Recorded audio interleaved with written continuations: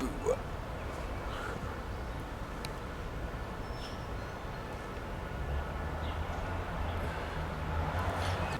je me présente Vilou. Et moi je partais pour la colline au crack, tel qu'on l'appelle.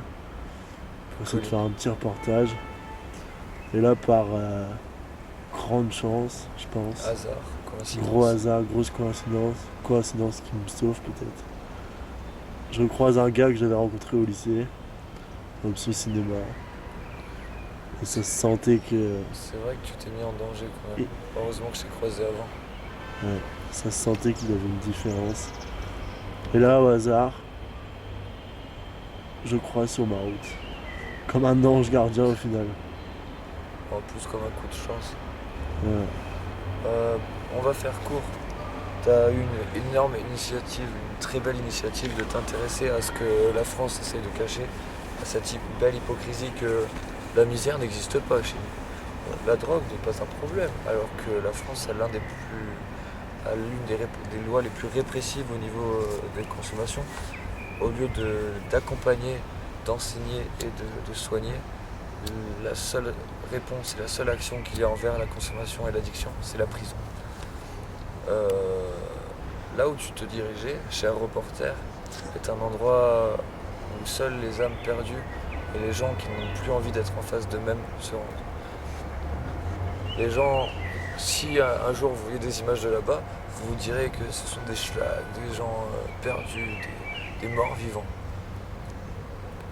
Il y a des âmes en or là-bas. Comme je t'ai dit tout à l'heure, il y a quelqu'un qui a participé au JO de 98.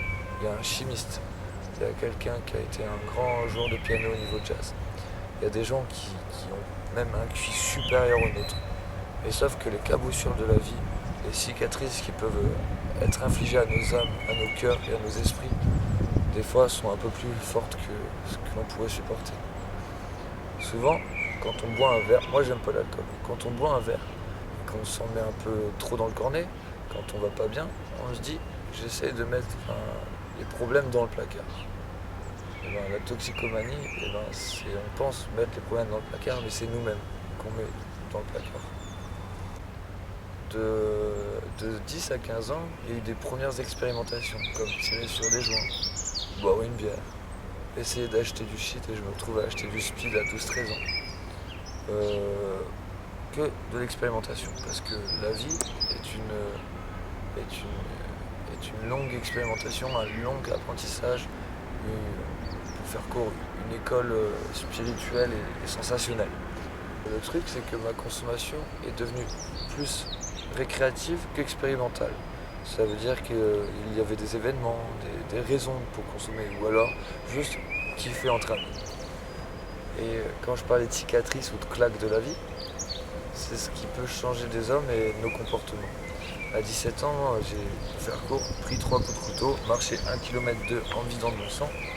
Et ça, c'est l'un des traumatismes que je n'ai pas été capable d'affronter.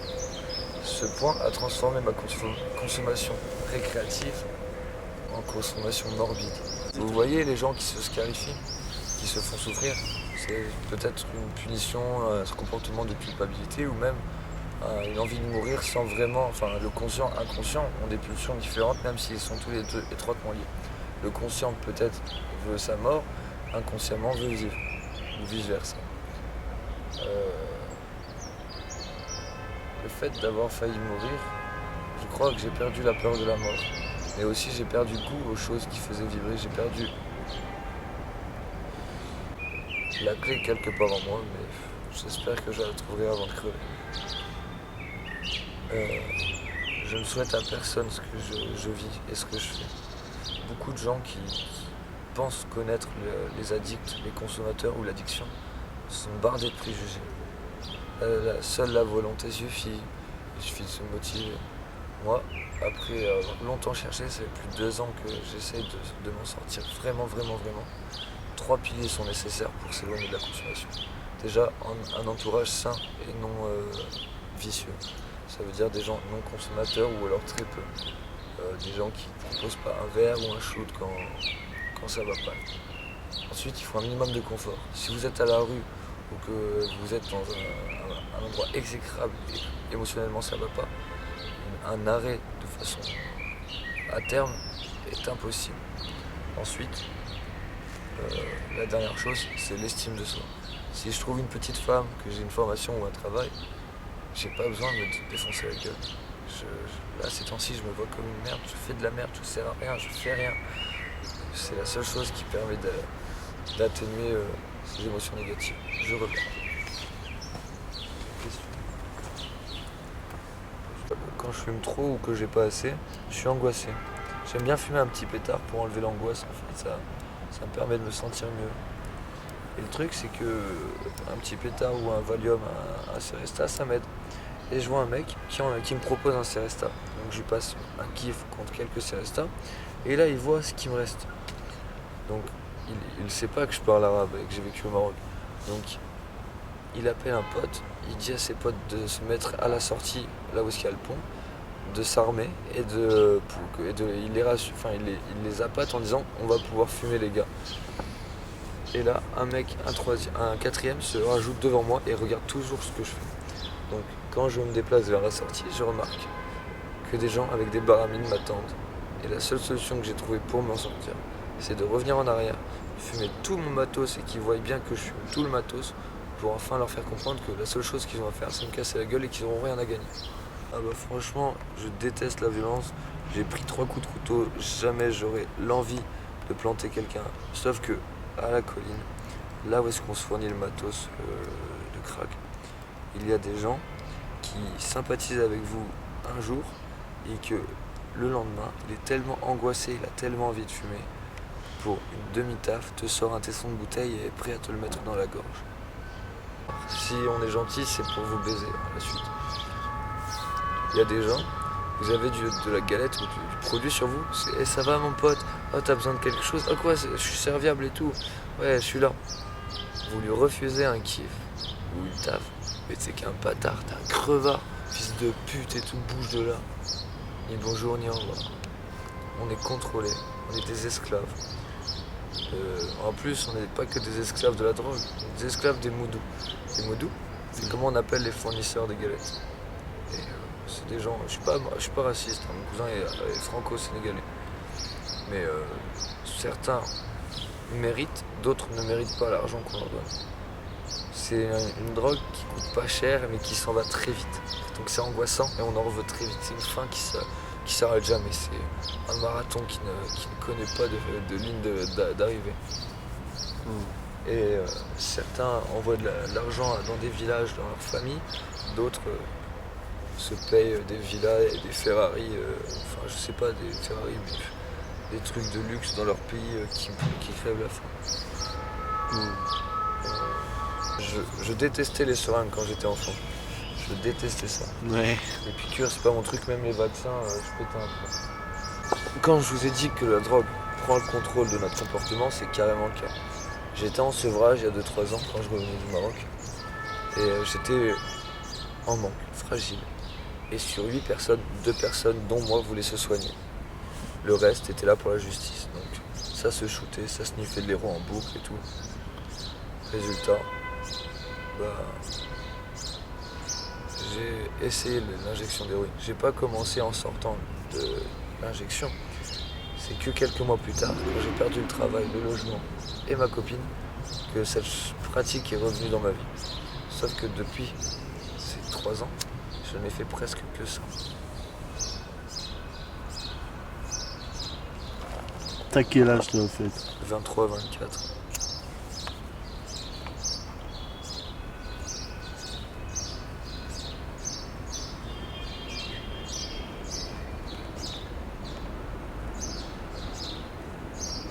Tu vois, quand t'es au métro, attends le métro, et des fois quand je le vois arriver, j'ai envie de sauter.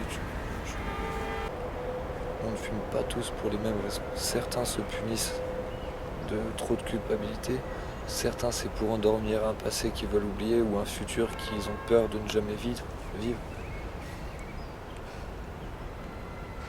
C'est compliqué. Personne ne réagit pareillement et personne ne consomme pour les mêmes raisons. Tout à l'heure, je vous parlais de mettre les problèmes dans le placard. Certains, c'est de la consommation juste pour le plaisir, juste pour le kiff et expérimenter des sensations que à jeun, sans toxique, on ne sentirait pas. Certaines drogues sont 100 fois plus sensationnelles que le meilleur orgasme que vous aurez vu ou vécu. Même les gens qui sont considérés comme citoyens normaux côtoient la misère, la souffrance, la mort, le sang. Ça finit pas mal.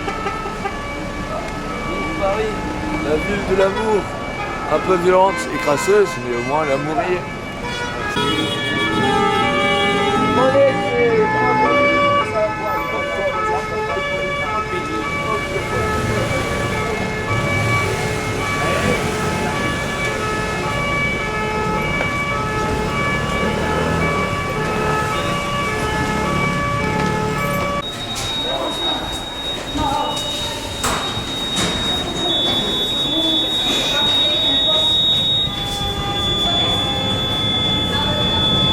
Pardon, c'était bloqué. Faut être fort. Fais pas ta main en mieux, fais pas ta main en mieux. Merci.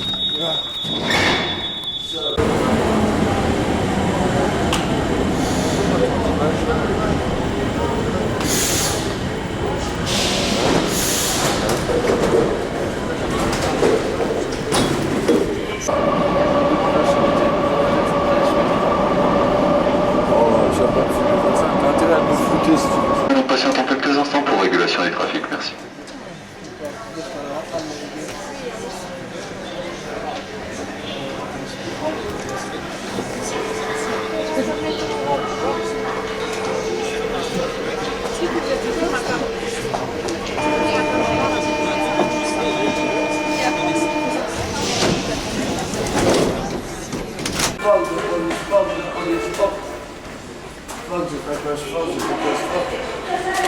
Moi, je craque à tout bout de champ. Le cerveau craque, on le craque.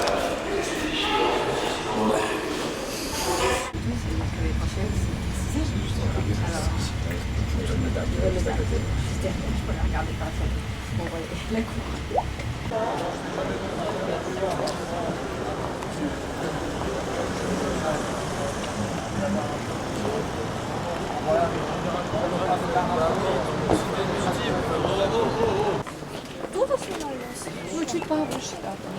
Знаешь, когда? Вот еще будет платформа и... Enjoy. This is life touristic. Me, I'm cracker touristic. Enjoy. De l'héroïne, de la multiculture. Oh mince, il y a des enfants. Ne gâche pas la pureté des enfants. Dans ta couleur.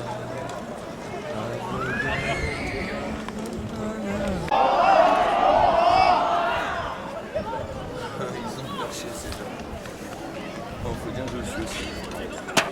Tiens, t'as ton siège. Tiens, voici le siège de luxe, la France, meilleur producteur de meubles de luxe.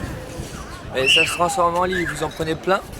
Et ça au fait, j'en avais pas assez mis une fois, j'étais dans l'entrée d'un immeuble et le marbre était tellement froid que le matin au réveil, je claquais tellement fort des dents que des morceaux de dents se pétaient de mes dents. Trop cool, hein?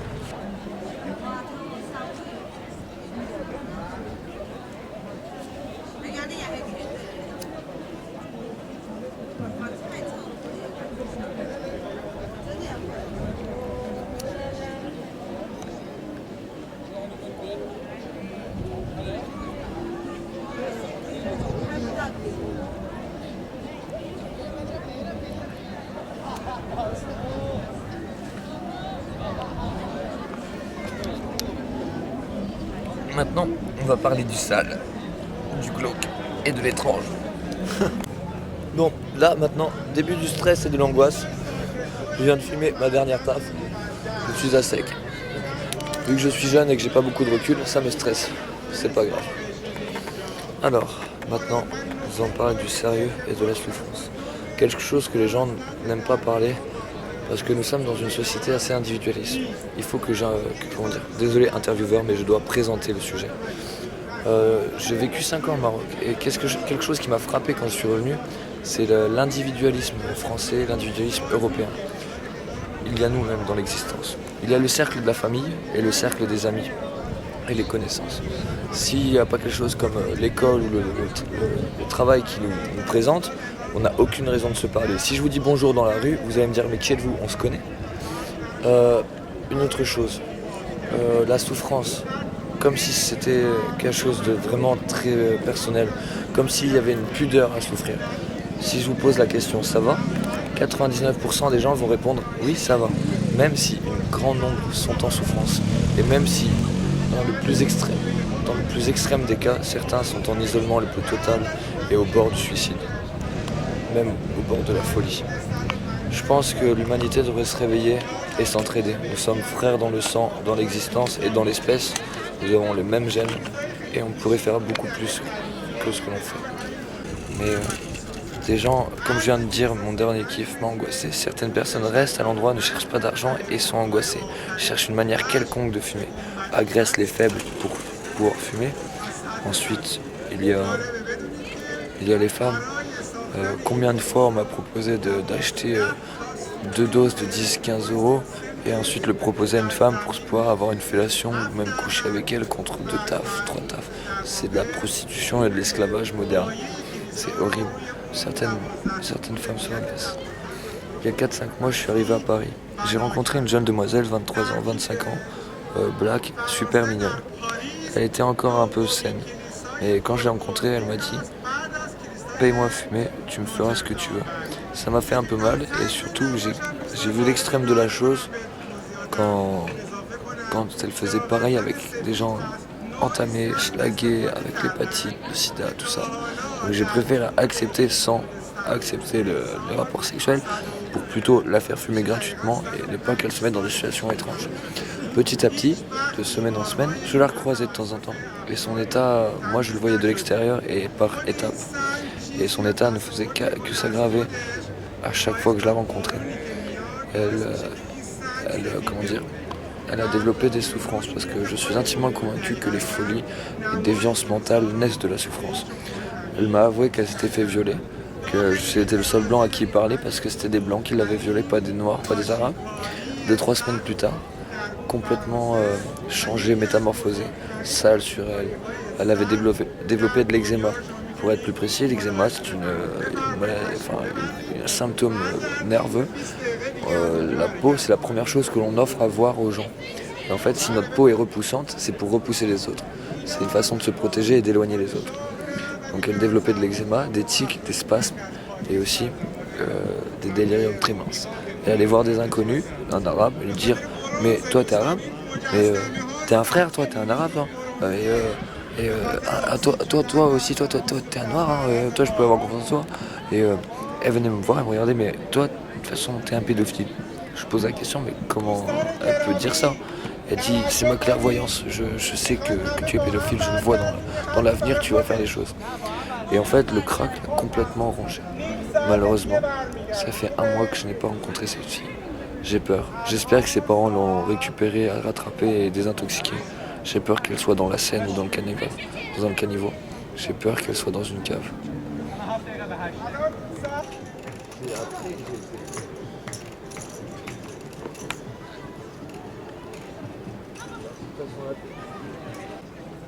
Oh, c'est encore vous? Oh, continuons le documentaire. Il y a une anecdote que j'ai envie de vous raconter. Je suis allé acheter une petite dose, je suis allé la fumer et je me suis installé entre 2 tentes parce qu'il y a la zone, la colline où est-ce qu'il y a les crackers, ils vendent de drogue et tout ça. Mais juste à côté, il y a des campements de tentes, mais de dizaines et de dizaines de tentes d'immigrés et de réfugiés en fait. C'est un mélange, un melting pot de la misère, du monde et de la souffrance. Sauf que un jour, j'étais entre 2 tentes, en haut d'une petite colline, à la colline. Je fume ma taf tranquillement. Je redescends de la tente et rejoins l'endroit où il y a des feux et des groupes. 5 minutes après, même pas, des hurlements de quelqu'un alertent notre attention et on va vérifier. 2 tentes plus loin, là où j'avais fumé ma taf, une personne gisait au milieu. 37 coups de couteau l'avaient achevé. Et ce qui a permis de remarquer ça, c'est qu'il se vidait tellement de son sang que ça sortait de la tente, des bordures de la tente.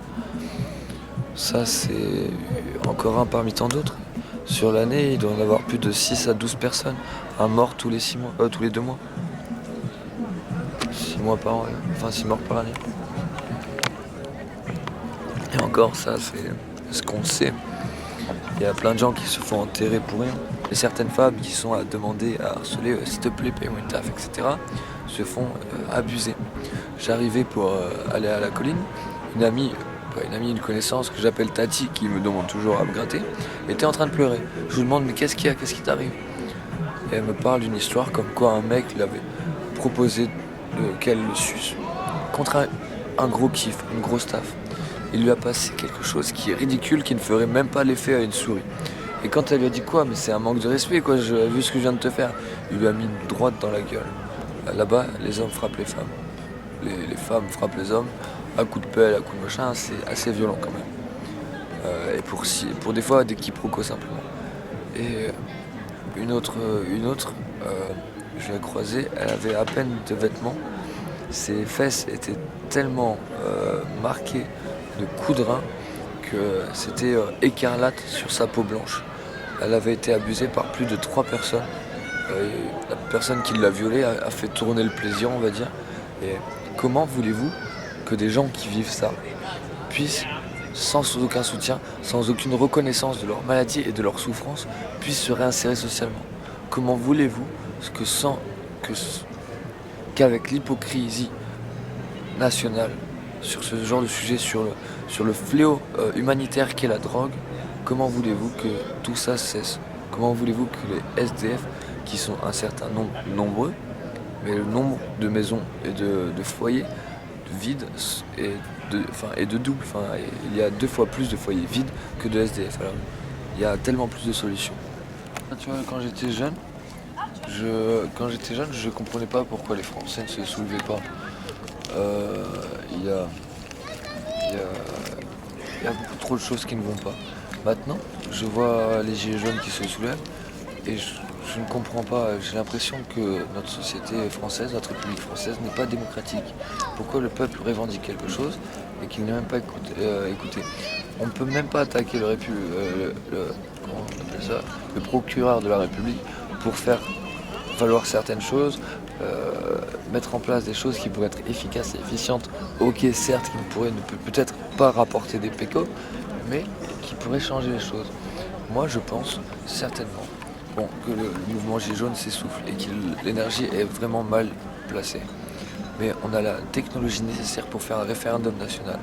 On a l'intelligence et la sagesse nécessaires au niveau national pour s'auto-gérer. On n'a plus besoin de gouvernement qui tire les rênes en disant « Allez les enfants, vous jouez à l'arrière et continuez à traire le lait. » quoi.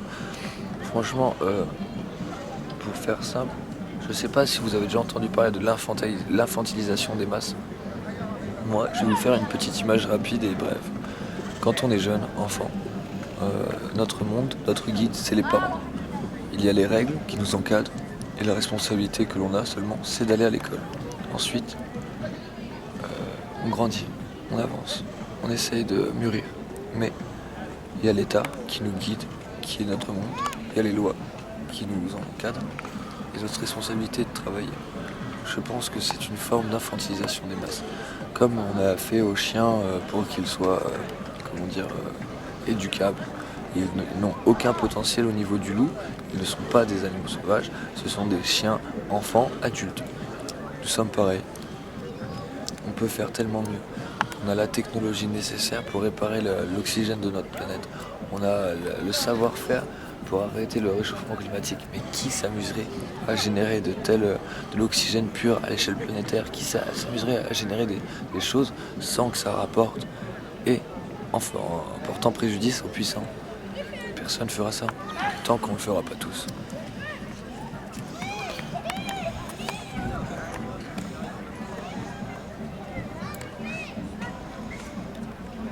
On te repère de loin, tu n'es pas habillé comme un schlag et aussi tu te comportes pas comme un schlag. C'est insultant de dire ça, mais tu aurais regardé un peu partout en mode découverte et tu n'aurais pas filé droit à ta destination. Ouais. Ce qui aurait été indicateur. Toutes les personnes angoissées qui auraient envie de fumer seraient venues t'agripper. Déjà, tous les dealers seraient venus t'agripper pour te proposer leur qualité de merde. Ensuite, les gens angoissés auraient tenté de t'agresser. Dans le sens où est-ce qu'ils pensent que tu viens d'acheter ta dose, que s'ils forcent un peu à demander, tu donneras. et que si tu donnes pas, qu'ils seront facilement le dessus physiquement sur toi. Des fois ils se mettent à plusieurs, des fois ils sont seuls. Et même entre amis, pas entre amis, mais même entre rencontres journalières, ils tentent. Ils sont violents, ils sont agressifs. Ils t'auraient agrippé. Le temps que tu parles à quelqu'un, tes poches et ton sac se seraient fait vider. Même moi qui suis SDF, qui n'ai rien, eh ben, mon sac se fait fouiller. Ça veut dire qu'il y a juste une couverture et un truc. Les gens à force ils le savent. Et à chaque fois que j'y vais, mes poches de sac sont ouvertes. Et il y a des choses à la con qui se passent. Même pour un briquet prêté, ça peut partir en couille. Enfin, les gens sont rapiens. Tu aurais voulu faire cette interview là-bas, tu n'aurais pas eu le temps de trouver un sujet et de poser de questions. Tu n'aurais plus de caméscope. De plus, le crack donne des paranoïas. Tu aurais activé la paranoïa, tu aurais fait délirer des gens et il t'aurait pris pour un civil, un flic en civil. Il t'aurait peut-être tabassé, mis dans une tente, torturé, je sais pas. Ils font pas forcément ça aux civils, mais si un tesson de bouteille ou un couteau, c'est vite donné. Ou alors même un coup de lame sur la joue pour te faire comprendre que t'as rien à foutre là-bas. Je sais pas si tu vois ce que je veux dire. Ouais. Franchement, les gens, vivez vos vies comme vous le voulez. Mais ne soyez pas asservis, ni par la drogue, ni par la société.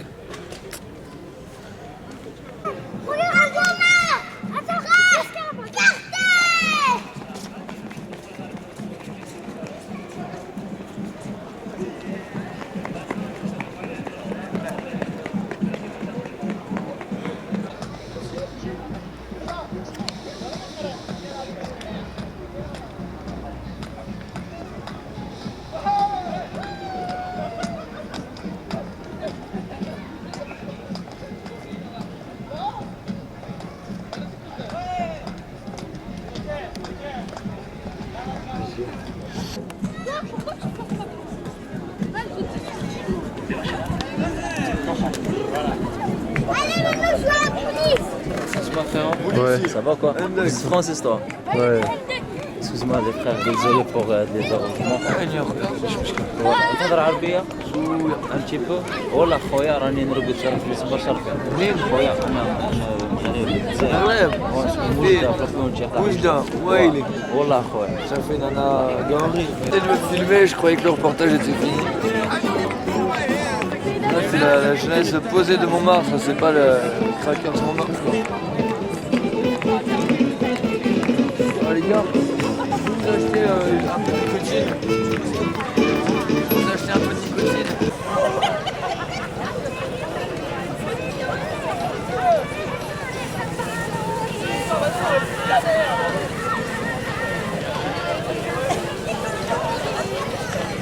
Filmer un mec avec des dents dégueulasses, tu devrais filmer ça.